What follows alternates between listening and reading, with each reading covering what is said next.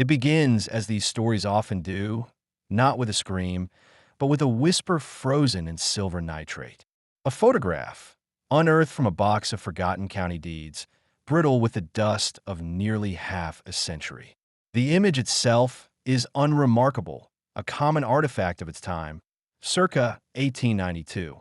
It depicts two brothers, no older than 16 and 17, posed stiffly before a painted backdrop of a bucolic woodland scene that bears no resemblance to the hardscrabble earth they surely knew.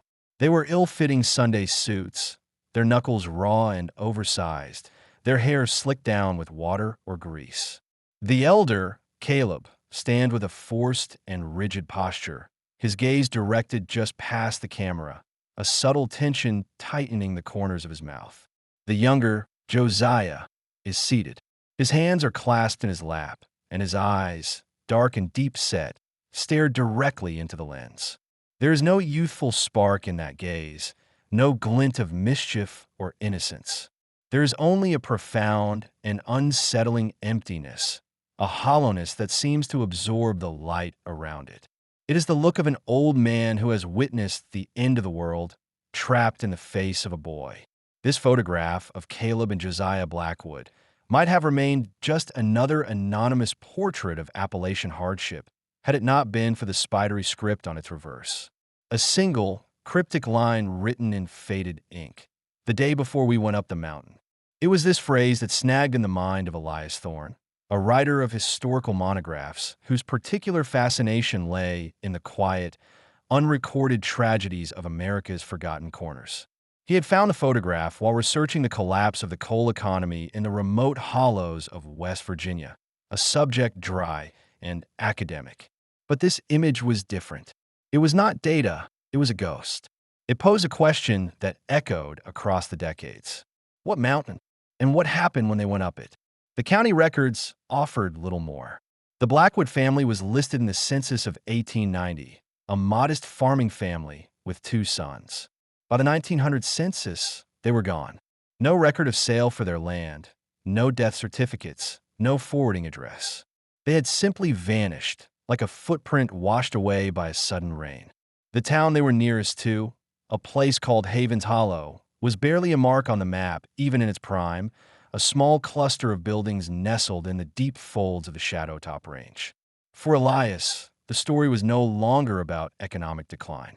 It had become about these two boys, about the dissonant placidity of the photograph and the foreboding promise of the inscription. He could not shake the look in Josiah's eyes. It was a look that spoke of a secret, a burden so heavy it had pressed the very soul out of him. Elias Thorne was a man driven by the conviction that history is not merely a collection of dates and events, but a tapestry of human experience, and that the darkest threads are often the ones most deliberately cut and hidden. He believed that the truth, no matter how terrible, possessed a right to be known. And so, with little more than a faded photograph and a gnawing sense of obligation, he packed a bag, boarded a series of rattling trains, and set his course for the Appalachian Mountains, determined to find what lay buried in the shadow of that forgotten peak. He was seeking the story behind a single, haunting image, little knowing he was about to uncover a conspiracy of silence that had poisoned a whole community, and a sin so profound it had demanded the earth itself as its tomb. The journey into Havens Hollow was a descent, both literal and metaphorical. The further Elias's rented motor car labored up the winding, poorly maintained roads, the more the world seemed to contract. The sky, a vast and open thing in the lowlands, became a mere sliver of bruised purple caught between the oppressive, looming shoulders of the mountains. The trees, mostly skeletal hardwoods and dense pines, grew so thick they seemed to drink the very light from the air, casting the road in a perpetual twilight. The air grew heavy, damp, and smelling of wet stone and decay. It was a landscape that did not welcome, but rather endured. When he finally rolled into what passed for the town's center, it felt less like an arrival and more like a surrender. Havens Hollow was a study in dereliction. A dozen or so buildings, some of warped, unpainted timber and others of crumbling brick, slumped against each other for support along a single muddy street. A general store with fogged windows, a feed supply with a sagging porch roof, and a squat, brutalist courthouse that seemed more like a bunker. The centerpiece of the town, however, was a stark white church with a steeple that clawed at the gray sky like a desperate hand. Its paint was unnaturally pristine, a single point of defiant cleanliness in a world of grime and rust. It was clear, immediately, which institution held the true power in this place. Elias parked his car, an object of immediate and hostile curiosity, and stepped out. The silence was the first thing he noticed. It was not the peaceful quiet of the countryside, but an active, watchful silence.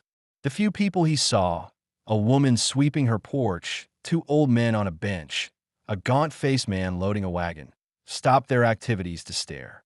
Their faces were closed, their eyes narrowed with a suspicion that was ancient and deeply ingrained. This was not a place that took kindly to outsiders. He began his inquiry at the general store, a cavern of shadows that smelled of molasses, cured tobacco, and damp wood. The proprietor, a man with a face like a worn leather Bible, barely looked up from his ledger. Elias presented his case, simply. He was a historian, interested in the families who had lived in the area around the turn of the century. He mentioned the name Blackwood. The man's pen stopped scratching. "Don't know it," he said, his voice flat and devoid of inflection. The census records from 1890 list a Thomas and Mary Blackwood, with two sons, Caleb and Josiah. Their property was just north of here, closer to Shadowtop Mountain. The man finally looked up, his eyes pale and cold. He said, "Census gets things wrong. People come, people go. Mountain takes its share." It was a phrase Elias would hear again, a local aphorism delivered with the finality of a closing door. He tried the courthouse next, hoping to find land deeds or tax records that might shed some light on the family's disappearance. The clerk, a thin, nervous man who seemed perpetually chilled despite the stuffy air of the records room, was initially helpful, eager for a distraction. But the moment the name Blackwood was spoken, a familiar shudder fell over his face. He spent 10 minutes shuffling through dusty tomes before declaring, with an unconvincing air of regret, that the records from that particular parcel of land were missing. Lost in a fire in '08, he claimed, though the ledger books on either side of the empty space were perfectly intact, showing no signs of smoke or water damage. The lie was as plain as the suspicion on his face. This was not forgetfulness. It was a deliberate, communal erasure. Every door he knocked on, every person he approached, the response was the same. A shake of the head, a muttered, "Don't recall," a curt suggestion that he take his questions elsewhere. The name Blackwood was a stone dropped into a still pond, but instead of ripples, it produced a sudden, deathly freeze. The people of Haven's Hollow were bound by an unspoken pact, their silence a wall as impenetrable as the mountains that surrounded them. They were guarding something, and the more they denied the existence of the Blackwood family, the more certain Elias became that their story was the key to whatever darkness lay at the heart of this forsaken place. He was an investigator without a single witness, a historian without a single record. All he had was the growing, oppressive sense that he was not just unwelcome, but in danger. The very air of Haven's Hollow felt thick with an unexpiated sin, and he was beginning to understand that the town's silence was not born of ignorance, but of a shared and terrible knowledge. His final stop of the day was an encounter he had been both seeking and dreading. As dusk began to bleed into the hollow, casting long, distorted shadows that turned the ramshackle town into a landscape of Gothic horror, Elias saw a figure emerge from the pristine white church. He was a tall, imposing man in his late 60s, with a mane of thick white hair and a face that seemed carved from granite. He moved with an unyielding certainty, his black coat a stark slash against the fading light. This, Elias knew, had to be the town's spiritual leader. As the man drew closer, Elias could see the details of his face. The piercing blue eyes, the strong jaw, the thin, disciplined line of his mouth. It was a face that radiated authority and a deep, unshakable conviction. He was, Elias would soon learn, the Reverend Malachi Croft, a man who had held the pulpit in Havens Hollow for over 40 years, inheriting it from his father before him. Croft did not wait for Elias to speak. He stopped directly in his path, his gaze direct and unervingly perceptive. "You are the man from the city," he stated, his voice a low, resonant baritone that seemed to carry the weight of sermons delivered for decades. "You have been troubling my flock with questions about things long past." Elias, determined not to be intimidated, met his gaze. "I'm a historian, Reverend. I am merely trying to piece together the history of this region. A family named Blackwood seems to have disappeared from the records." Croft's expression did not change, but a subtle shift occurred in the intensity of his eyes. It was the look of a chess master seeing a novice's move and calculating his response 10 steps ahead. "History," the Reverend said, a slight, dismissive smile touching his lips, "is a fickle thing. Men write it to suit their own purposes. The only true history is the one written in the book of life, and its pages are not for you to read." The piety in his voice was thick, but underneath it, Elias detected a current of cold steel. This was the source of the town's fear, the conductor of its silent orchestra. "With respect, Reverend," Elias pressed, "a family of 4 does not simply vanish. Someone must know what became of them." Reverend Croft took a step closer, invading Elias's personal space. The scent of old paper and something vaguely antiseptic, like lye soap, clung to him. "This is a hard land, Mr. Thorne. It demands much of those who live here. It breaks the weak. It swallows the careless. The Blackwoods were unfortunate. They could not acclimate to God's will for this place. They went away." "Where did they go?" Elias asked, his voice sharp. A long moment of silence stretched between them. The Reverend's gaze swept over the town, a king surveying his domain. "They sought greener pastures. That is all anyone needs to know. Some stories are best left buried. They are like old graves. Digging them up serves only to release the stench of decay. It does not bring back the dead." The threat was no longer veiled. It was a clear, pastoral warning wrapped in a metaphor of rot and desecration. He was telling Elias that his investigation was a form of sacrilege. Elias then made a calculated move. He reached into his coat pocket and produced the photograph of the 2 brothers. He held it out. "This was taken the day before they went away, as you say. The younger boy, Josiah. He doesn't look like a boy on his way to greener pastures." For the first time, a flicker of something unreadable crossed the Reverend's face. His eyes darted to the photograph, and his jaw tightened almost imperceptibly. It was a crack in the granite facade, small but definite.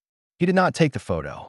"A picture captures a moment, not a soul," Croft said, his voice regaining its steady, implacable cadence. "You are meddling in sorrows that are not your own. There is nothing for you here. I suggest you take your car and your city questions and be on your way before nightfall. The roads are treacherous, and the mountain does not distinguish between the curious and the fool." With that final, chilling pronouncement, Reverend Croft turned and walked away, his back as rigid and uncompromising as his words. Elias was left standing in the gathering dark, the photograph of 2 lost boys feeling heavier than ever in his hand. He now knew he was not just fighting against the town's collective amnesia, but against a formidable and ruthless antagonist who had personally overseen the burial of the truth. The conspiracy of silence had a face, and it was the face of a shepherd who guarded his flock by feeding wolves. Defeated and unnerved, Elias returned to his car, the hostile stares of the townsfolk following him like a physical weight. The engine turned over with a reassuring roar, a sound of the modern world intruding on this pocket of archaic gloom. As he prepared to leave Havens Hollow, convinced the truth was buried too deep, a flicker of movement near a darkened alley caught his eye. An old woman, wrapped in a thick, dark shawl that obscured her features, made a small, furtive gesture with her hand, a beckoning motion. It was quick, almost subliminal, and when he looked again, she was gone.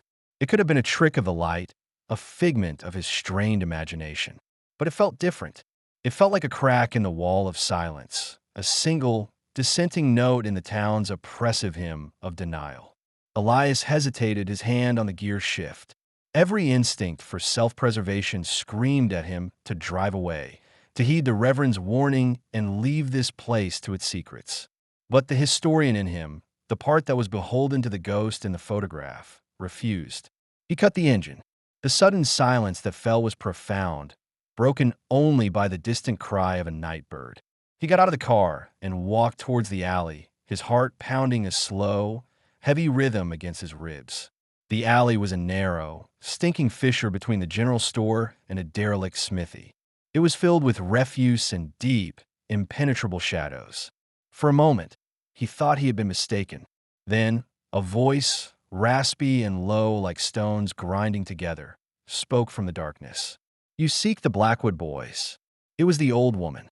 She stepped partially into the faint moonlight, and Elias could see a face as wrinkled and etched as a dried riverbed. Her eyes, however, were startlingly sharp and lucid, glittering in the gloom. "They say you've been asking, stirring the pot." "I am," Elias said, keeping his voice even. "I want to know what happened to them." The woman let out a dry, mirthless chuckle. "Wanting and knowing are two different things in this hollow. What the Reverend says goes, and the Reverend says they are forgotten." This was Elspeth, a name he would learn later. She had been the town's midwife for 60 years, a purveyor of herbal remedies and folk wisdom, a woman who lived on the periphery of the community's grace. She had delivered countless babies and buried just as many, her hands privy to the secrets the townspeople confessed in moments of pain and fear, secrets they would later deny in the harsh light of Sunday service. "Reverend Croft warned me away," Elias admitted. "He is a man who guards his secrets well," she whispered, her gaze darting nervously towards the street. "He guards the town's soul, he calls it. But a soul can rot, just like anything else, if it's kept in the dark for too long." Elias felt a surge of hope.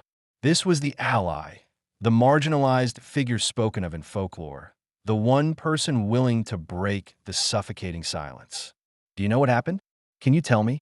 Elspeth shook her head, a slow, mournful motion. "Telling is a death sentence here. The Reverend has long ears and a longer memory. But the truth don't ever really die. It just sleeps. It seeps into the ground. It waits."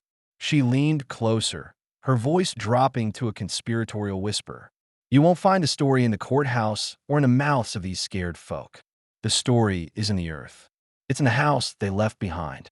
The Blackwood homestead," Elias asked, his pulse quickening, "still stands. North of here. The path is overgrown, but it's there.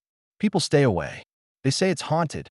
She looked at him, her eyes searching his face, judging his resolve. "They say that about any place that holds a truth they're scared of. You go there. You look. The Reverend is a man of words and sermons. But Josiah, the younger boy, he was a boy of ink and paper. He saw things, and he wrote them down. A hidden journal. The classic trope of the desperate truth-teller. It was almost too perfect, yet in this place of suffocating oral tradition and enforced ignorance, it made a desperate kind of sense. A written record was an act of rebellion. Where would I find it? Elspeth gave a slight shrug. A boy who wants to hide his soul from the devil himself finds a good spot. Look where a house keeps its own secrets. Under the floor, in the walls, in the heart of the home. She then pressed a small, heavy object into his hand. It was an old, rust-pitted key for the front door. Been holding it for 40 years. Don't know why. Maybe for a fool like you to finally come asking. Before Elias could thank her, she pulled her shawl tighter and melted back into the shadows, leaving him alone with the cold key in his palm and a renewed, albeit terrifying, sense of purpose. The wall of silence had not been broken, but a small, hidden door had been offered to him. The path to the truth was now clear, and it led through a haunted house, to the last will and testament of a boy with dead eyes. The next morning, under the cover of a thick pre-dawn mist, Elias set out on foot, leaving his conspicuous automobile behind.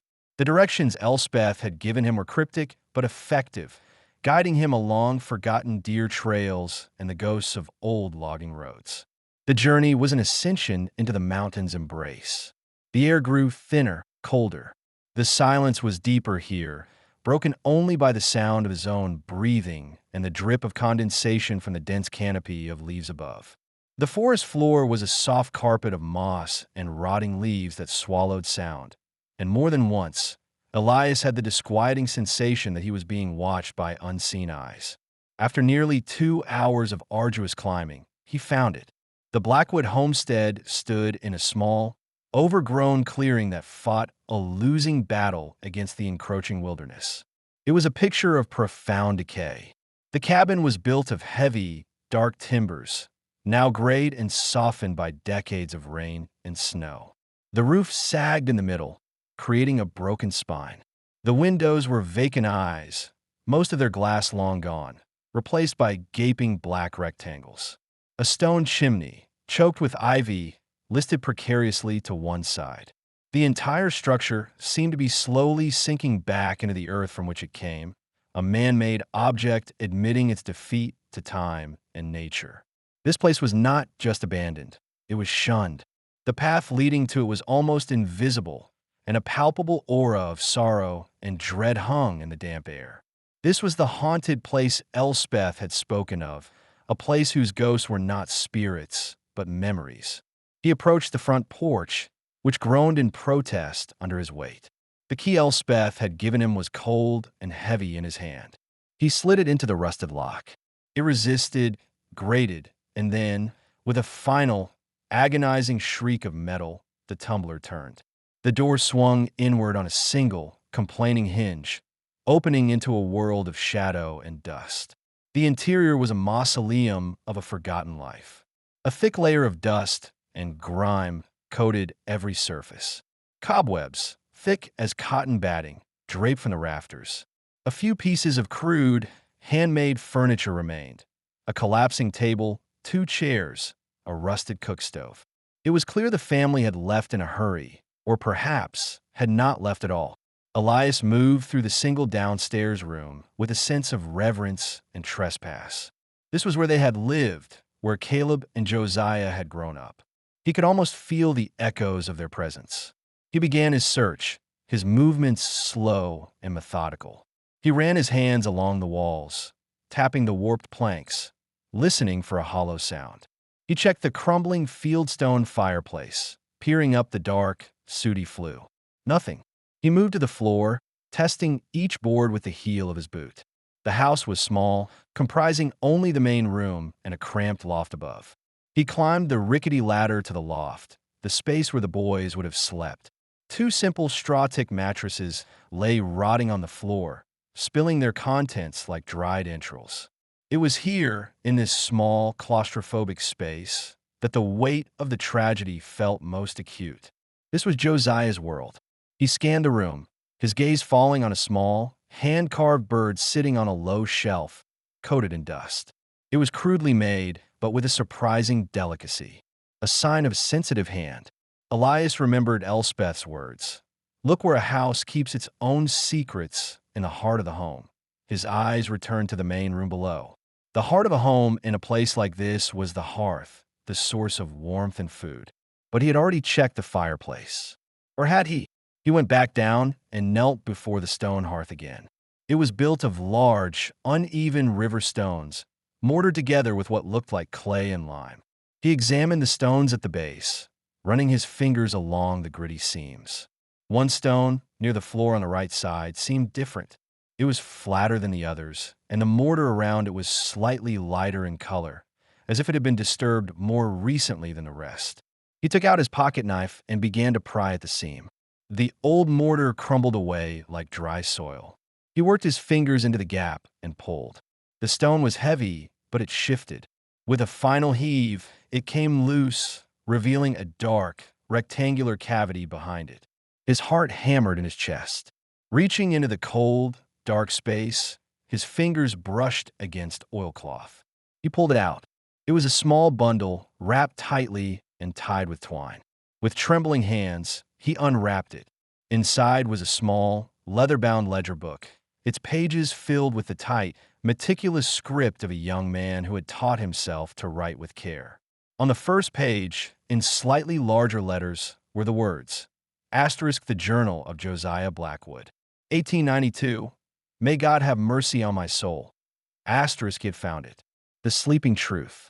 Elias sat on the dusty floor of the abandoned house, the silence of the mountains pressing in around him, and began to read the last testament of the boy with the haunted eyes. The journal began not with horror, but with a quiet, almost poetic melancholy. Josiah Blackwood had a soul too sensitive for the hard world he inhabited. His early entries were filled with observations of the natural world, the way the light filtered through the leaves, the patterns of frost on a window pane, the calls of the birds he so loved to carve. He wrote of his brother, Caleb, with a mixture of admiration and frustration. Caleb was strong, practical, and unafraid, everything Josiah was not. Caleb saw the mountain as a thing to be conquered, a source of lumber and game. Josiah saw it as a place of mystery and awe, a vast, living entity with a mind of its own. He wrote, June 14th, 1891. Caleb shot a fine buck today. He was proud, and father clapped him on the shoulder. I saw the doe watching from the tree lean after. She did not move for an hour. There is a sorrow in this land that we men make, and we are too proud to ever see it. Caleb called me a fool for not helping to dress the carcass. Perhaps I am. The entries painted a picture of two brothers bound by blood, but separated by temperament, living under the stern, pious gaze of their father, who himself lived under the much larger and more influential shadow of Reverend Croft. The Reverend was a constant presence in their lives, his Sunday sermons filled with fire and brimstone, his pronouncements on morality shaping the very fabric of their community. Josiah wrote of him with a child's awe that was slowly curdling into fear. October 2nd, 1891. Reverend Croft visited today. His eyes see everything. He told father that idleness is the devil's workshop, and that my carving of birds was a vanity. He said a boy my age should be swinging an axe, not a whittling knife. Caleb agreed with him. I hid my carvings after they left. I feel as though the Reverend's eyes are still on me, even now. The central conflict of the journal and of the boys' lives was Shadow Top Mountain. Their parents had forbidden them from exploring its upper reaches, especially the northern face where the old iron mine lay abandoned. It was, their mother said, a place of bad luck and sorrow. But for Caleb, the prohibition was a challenge. For Josiah, it was an irresistible mystery. It was Caleb's relentless daring that finally pushed them to disobey. The entries in the spring of 1892 became increasingly focused on the forbidden territory. Caleb would taunt Josiah, calling him a coward, daring him to join in an expedition to the mine. Josiah, torn between fear and a desperate desire for his brother's approval, finally relented. The entry before the fateful day was brief and filled with a sense of looming dread. May 11th, 1892. Tomorrow we go up. Caleb has it all planned. We will leave before dawn. I have a feeling like a cold stone in my belly. Mother says the mountain keeps its own secrets. I am afraid of what they might be. Elias Thorne paused, the book resting in his hands. He looked around the decaying room. This was the house that entry was written in. The next day, two boys left this home, their innocence intact, and walked up a mountain path from which only one of their souls would ever truly return. He turned the page, his own hand trembling slightly. The neat, orderly script of the previous entries was gone. It was replaced by a frantic, almost illegible scrawl, the ink smudged in places as if by tears or rain. The words tumbled out, a torrent of horrified confession. May 12th. Oh God, my God. We saw it. We saw what he does. We should have listened. We should have never gone. Josiah recounted their journey up the mountain. The thrill of transgression, the beauty of the dawn breaking over the ridges. They found the old mine easily, its entrance a dark maw in the mountainside, half hidden by overgrown rhododendron. A strange, sweet, cloying smell hung in the air, the smell of unwashed bodies and sickness. And there was a sound, a low, rhythmic chanting punctuated by the sharp crack of a whip and a muffled cry of pain. Against Josiah's terrified pleas, Caleb insisted they go closer. They crept to the edge of the clearing before the mine. What they saw shattered their world. The place was not abandoned. It had been transformed. Several rough-hewn shacks had been erected, and a high fence of sharpened logs enclosed the area around the mine entrance. Inside the enclosure were people, a dozen or more men and women, their faces gaunt, their bodies clad in filthy rags. Some were chained to posts, their heads bowed in submission. Others were being forced to work, hauling rocks from a mine under the watchful eyes of several grim-faced men from their own town, men they recognized from church, men who were known as the Reverend's most devout deacons. This was not a mine. It was a prison camp, a place of torment, hidden from the world. And, presiding over it all, standing on a raised platform, was Reverend Malachi Croft. He was not preaching of fire and brimstone. He was directing the brutal work, his baritone voice not offering salvation, but issuing cold, merciless commands. This was his sanctuary of penance, the place where he sent members of his flock who had transgressed his rigid moral code. The young woman who had conceived a child out of wedlock, the farmer who dared to question the amount of tithe demanded of him, the husband who drank too much. They were not cast out. They were brought here to this secret hell on earth, to have the sin literally beaten and worked out of them. They were told it was for the good of their souls. They were, in reality, slaves, their spirits and bodies broken in the name of a monstrous piety. The boys watched, frozen in horror, as a young woman stumbled while carrying a heavy load of ore. One of the deacons, a man who had taught them Sunday school, brought a leather strap down across her back without a moment's hesitation. The woman cried out, a sound that was swallowed by the vast, indifferent wilderness. It was then that Josiah made a sound, a choked gasp of horror. A twig snapped under his foot. In an instant, every head in the compound turned towards them. They were seen. The chase was short and brutal. The deacons were hard men, and the boys were clumsy with terror. They were dragged from the bushes and thrown at the feet of Reverend Croft. Josiah's journal entry became a stream of pure, unadulterated terror. Asterisk his eyes. I will never forget his eyes. They were not angry. They were cold, like a winter river. He looked at us, lying in the dirt, and there was no surprise on his face. It was as if he had been expecting us. He smiled. That was the most terrible part. He smiled. Asterisk the Reverend did not rage. He did not yell. He spoke to them in the same calm, resonant voice he used in the pulpit. He knelt down, so his face was level with theirs. He told them that they had stumbled upon God's work, a hard, necessary work, the cleansing of a fallen world. He explained that these souls were corrupted and that he was their only path to redemption. He was, he said, their shepherd, guiding his most wayward sheep back to the fold, even if he had to use a harsh crook to do it. The manipulation was masterful, a perverse twisting of the faith that had been drilled into them since birth. He was not a monster. He was a savior. This was not a prison. It was a hospital for the soul. The men with whips were not tormentors. They were healers. Josiah, crying, did not believe it. He had seen the woman's face, the despair in the eyes of the chained men. This was not God's work. It was the work of a devil wearing a preacher's coat. But Caleb was different. He was terrified, but he was also pragmatic. He saw the power the Reverend wielded. He saw the armed deacons. He understood that defiance meant joining the wretches in the enclosure. Reverend Croft saw this in him. He separated the brothers. He took Caleb aside, speaking to him in low tones that Josiah could not hear. Josiah described watching his brother's face change. The terror was slowly replaced by a grim, reluctant understanding, and then by a dawning, horrified acceptance. The Reverend was not offering them a choice between silence and death. He was offering them a choice between damnation and a twisted form of salvation. He was offering them a place in his new world order. He came back to me. Josiah wrote of his brother. Asterisk, Caleb's face was white. He would not look at me. The Reverend stood behind him, a hand on his shoulder.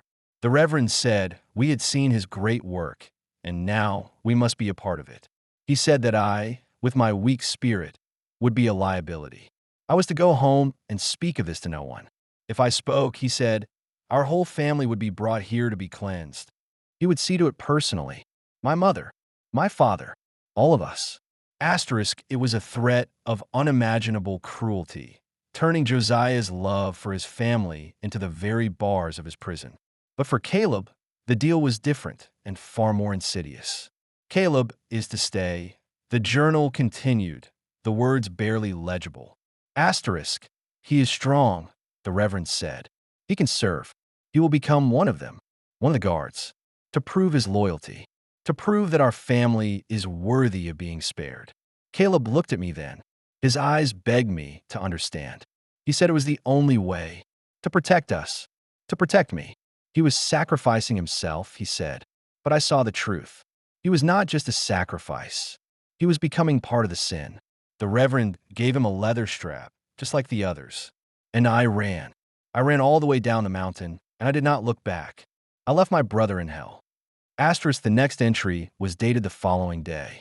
It was short and filled with a despair so profound it felt like a physical weight on the page. Asterisk, May 13th. We went to town for the photograph today. Father insisted. A memory, he said. Caleb was there. He had been allowed to come down. He stood beside me. He smelled of the mountain, of sweat and fear. I looked into his eyes, and my brother was gone. There was a stranger standing there, wearing his face. I see now. The Reverend did not just want our silence. He wanted a piece of our soul. He has taken Caleb's, and he has left me with the terrible knowledge of it, a knowledge that I must carry alone forever. Asterisk, this was the secret of the photograph. It was not a picture of two brothers. It was a picture of a victim and his keeper, of one soul that was lost and another that was damned to remember. The empty look in Josiah's eyes was the look of a boy who had been forced to become a silent accomplice to his own brother's damnation, all under the guise of family protection. Elias closed the journal. The silence in the cabin was no longer empty. It was filled with the screams that Josiah had never been able to utter. He now understood the full, monstrous scope of Reverend Croft's evil. He had not merely abused his power. He had created a secret, self-sustaining ecosystem of terror, fueled by twisted scripture and enabled by the fear of his flock. He had turned a community into a congregation of hostages, and he had corrupted an innocent boy, Caleb, by convincing him that cruelty was a form of love. The final pages of the journal detailed the months that followed. Caleb would return to the family home for short, strained visits. He was gaunt, silent, and brutalized by what he was forced to do and see. He and Josiah no longer spoke. They were two poles of the same terrible magnet, forever repelling one another. The journal ends abruptly in the middle of a sentence. Asterisk, September 4th, 1892. Caleb came down tonight. He had been drinking. He said the Reverend is planning on expanding the... Asterisk, that was it. The story cut off. Elias riffled through the remaining pages. They were blank. What had happened? Had Josiah been discovered? Had he finally broken? Or had the entire family been made to disappear as the Reverend had threatened? The answer wasn't in the book. Armed with the journal, Elias Thorne descended from the mountain, the weight of Josiah's confession a physical burden. He was no longer just a historian. He was a witness, a custodian of a truth so vile it had been buried for half a century.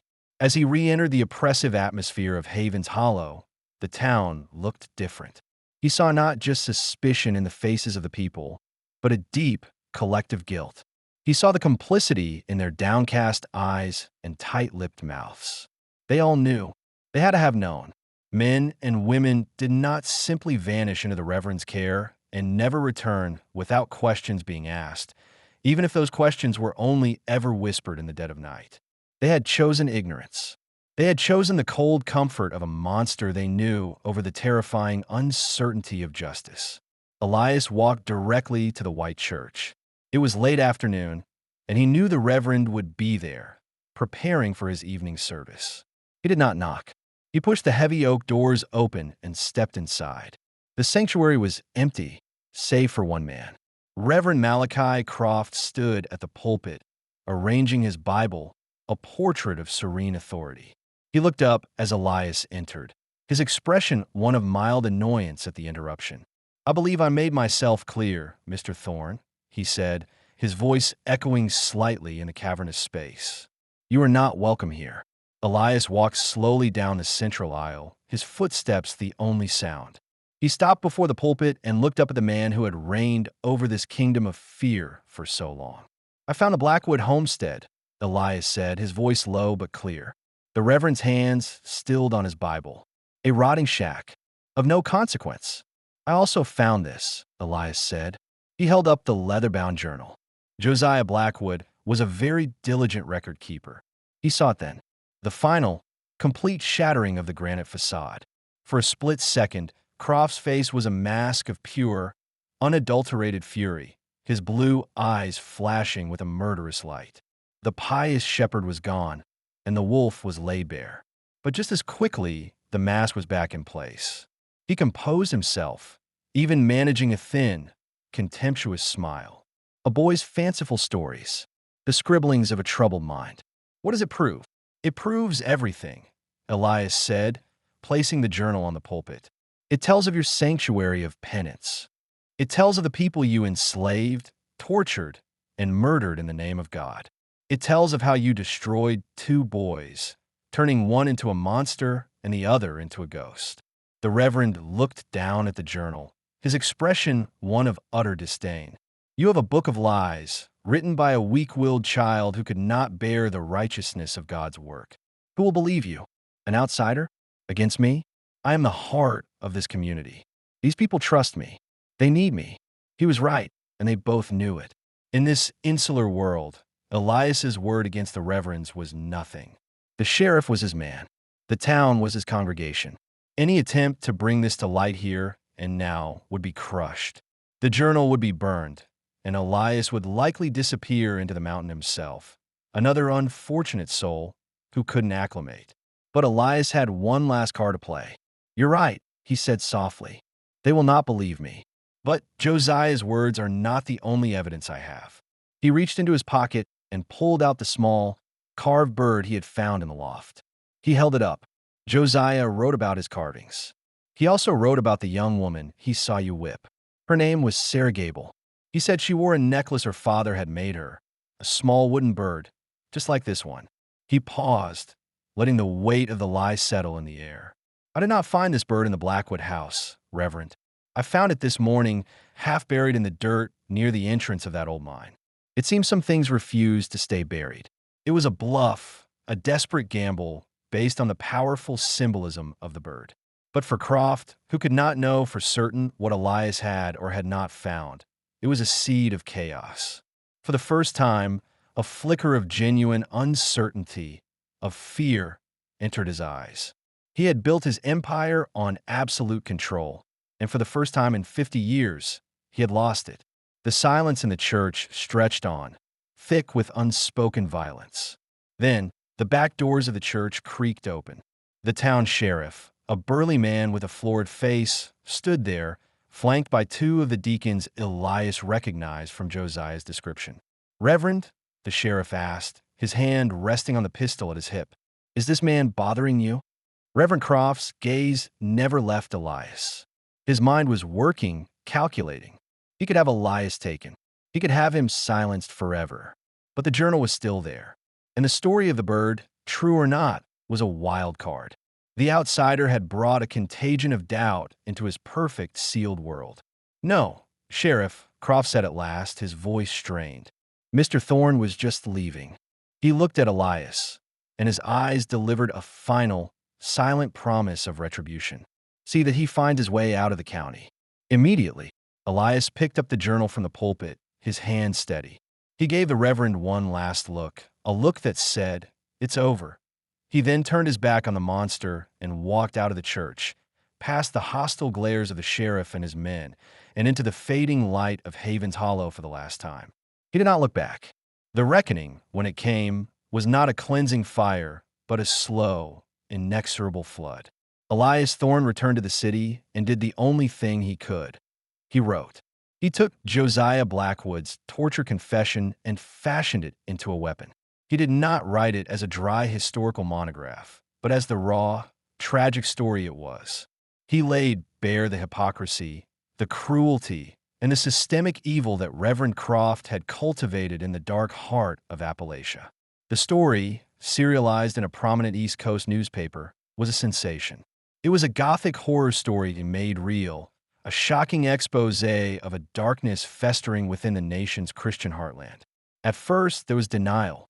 Reverend Croft and the elders of Havens Hollow issued stern, pious condemnations, calling it a slanderous work of fiction written by a godless sensationalist. But the story had a power they could not control. Josiah's voice, amplified by the press, echoed across the country. It prompted an official investigation, one that the local sheriff could not quash. State marshals, immune to Croft's influence, were dispatched.